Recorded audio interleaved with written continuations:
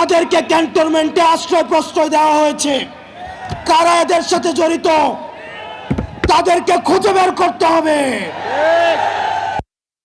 পৃথিবীর ইতিহাসে আর কোথাও নেই একই সাথে শিক্ষক, বুদ্ধিজীবী, অভিনেতা, নায়ক, পেশাজীবী, শ্রমজীবী একই সাথে ফ্যাসিস্টের পা চেটেছে। আজকে আমাদের সময় এসেছে তাদেরকে খুঁজে বের করা।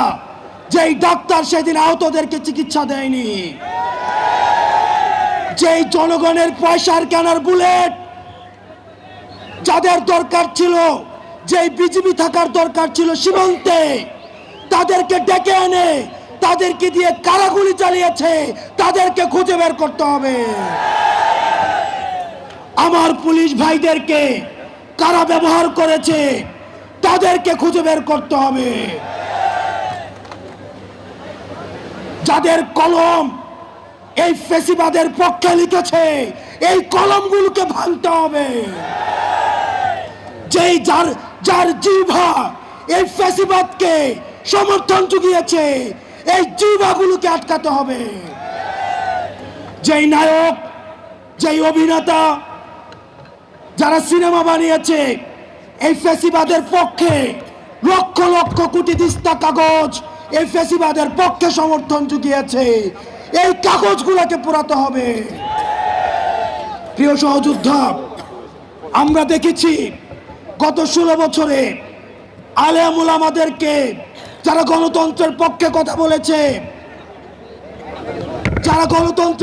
কথা বলেছে, তাদেরকে যখন জেলে নিয়ে যাওয়া হতো, তাদের কোমরের রশি বেঁধে তাদেরকে জেলে নিয়ে যাওয়া হতো। কিন্তু আমরা দেখছি আজকে যাদের হাতে 2000 শহীদের রক্তের দাগ লেগে আছে, তারা যখন জেল থেকে বের হয় মনে হয় শ্বশুর বাড়িতে পিকনিক করতে আসছে। আমরা খবর পেয়েছি ক্যান্টনমেন্ট গুলাতে, জেলখানা গুলাতে নাকি রাতের বেলায় ব্যাডমিন্টন খেলার আয়োজন করা হয়। প্রশাসন, পুলিশ প্রত্যেকটা স্তরে স্তরে এই ফ্যাসিজমের আখড়া গড়ে উঠেছে। প্রত্যেকটি জায়গা থেকে ফ্যাসিবাদকে উৎখাত করতে হবে।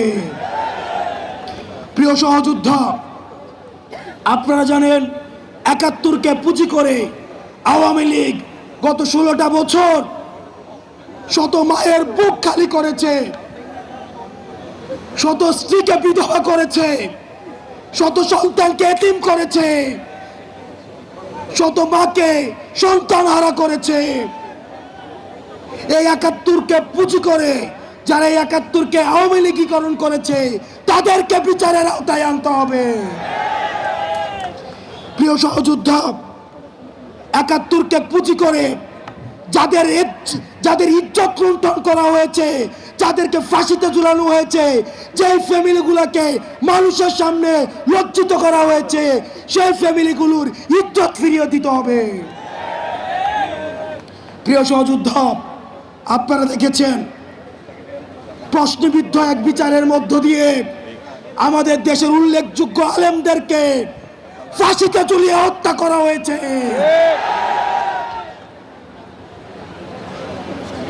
আমরা এই বিচার নিশ্চিত না করা পর্যন্ত দুনিয়ার কোন শক্তি নাই আমাদেরকে রাজপথ থেকে উৎখাত করবে।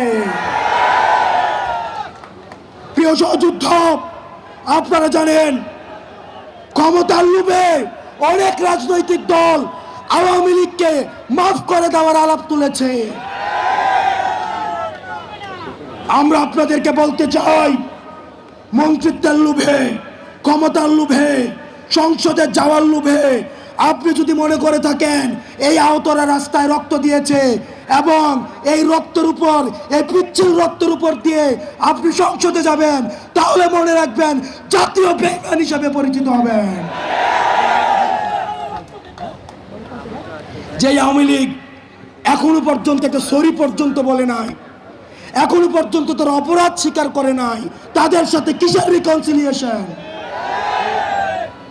তারা ক্ষমা চাওয়ার আগে, তারা ক্ষমা চাওয়া তো দূরে থাক, তারা এখন হত্যার হুমকি দিচ্ছে বিদেশে বসে। কিন্তু আমরা দেখছি মুরব্বীদের মধ্যে তাদের জন্য মায়া হচ্ছে। মনে রাখবেন, যারা এই রিকনসিলিয়েশনের আলাপ তুলছেন, আওয়ামী লীগকে নির্বাচনে দেখতে চাচ্ছেন, আপনারা ক্ষমতামুখী, আর আমরা আহত এবং যারা জীবন্ত শহীদ আমরা হচ্ছে জনতামুখী। যতদিন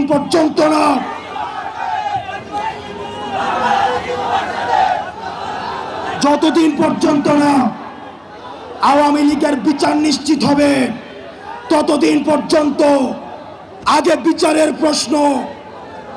আমি মুরব্বীদেরকে বলতে চাই, যারা বিশেষজ্ঞ রাজনীতিবিদ আছেন, যারা রাজনীতি করছেন, আপনারা ক্ষমতায় যাবেন, গণতন্ত্র প্রতিষ্ঠিত হবে, ভোটাধিকার প্রতিষ্ঠিত হবে, এগুলোর জন্য আমরা আন্দোলন করেছি। কিন্তু আওয়ামী লীগের বিচার নিশ্চিতের পূর্বে তাদেরকে যদি আপনারা রাজনীতির ময়দানে ফিরিয়ে আনতে চান, তাহলে এই আহতদের রক্তের উপরে পাড়া দিয়ে আপনারা তাদেরকে মাঠে আনতে হবে।